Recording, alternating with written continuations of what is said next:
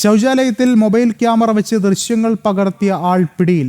അടൂർ നിർമ്മിതി കേന്ദ്രയിലെ താൽക്കാലിക ജീവനക്കാരൻ ഹരികൃഷ്ണനെതിരെയാണ് കേസ്.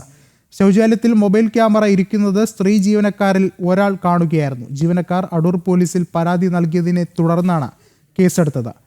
കൂടുതൽ വിവരങ്ങളുമായി മിഥുൻ മുരളി ചേർന്നുണ്ട്. മിഥുൻ, എന്തൊക്കെയാണ് മറ്റ് നടപടികൾ? വിഷ്ണു, ശൗചാലയത്തിലെ മൊബൈൽ ക്യാമറ വെച്ച് സ്ത്രീ ജീവനക്കാരുടെ ദൃശ്യങ്ങൾ പകർത്തിയ സംഭവത്തിലാണ് ജീവനക്കാരനെതിരെ കേസെടുത്തിരിക്കുന്നത്. അടൂർ നിർമ്മിതി കേന്ദ്രയിലെ താൽക്കാലിക ജീവനക്കാരനായ അടൂർ മണക്കാല തുവയൂർ സ്വദേശി ഉണ്ണി വിലാസത്തിൽ ഹരികൃഷ്ണൻ എന്ന ആൾക്കെതിരെയാണ് കേസെടുത്തിരിക്കുന്നത്. 2 ശൗചാലയങ്ങളിലാണ് ഈ കേന്ദ്രത്തിലുള്ളത്.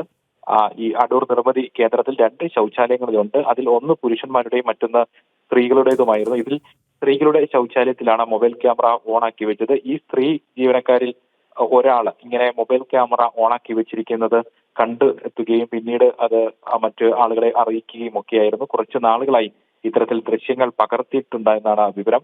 ജീവനക്കാർ തന്നെയാണ് അടൂർ പോലീസിൽ പരാതി നൽകുകയും പിന്നീട് പോലീസ് കേസെടുക്കുകയും ചെയ്തിട്ടുള്ളത്. ഇയാളെ ഇപ്പോൾ കസ്റ്റഡിയിലെടുത്തിട്ടുണ്ട്. തുടർ നടപടികൾ ഇതിന്റെ നേരത്തെ പകർത്തിയിരിക്കുന്ന ദൃശ്യങ്ങളടക്കം വീണ്ടെടുത്തുകൊണ്ട് തുടർ നടപടികളിലേക്ക് പോലീസ് കടക്കുകയാണെന്നാണ് മനസ്സിലാക്കുന്നത്. വിഷ്ണു. ശരി, മിഥുൻ മുരളിയാണ് വിവരങ്ങൾ നൽകിയത്.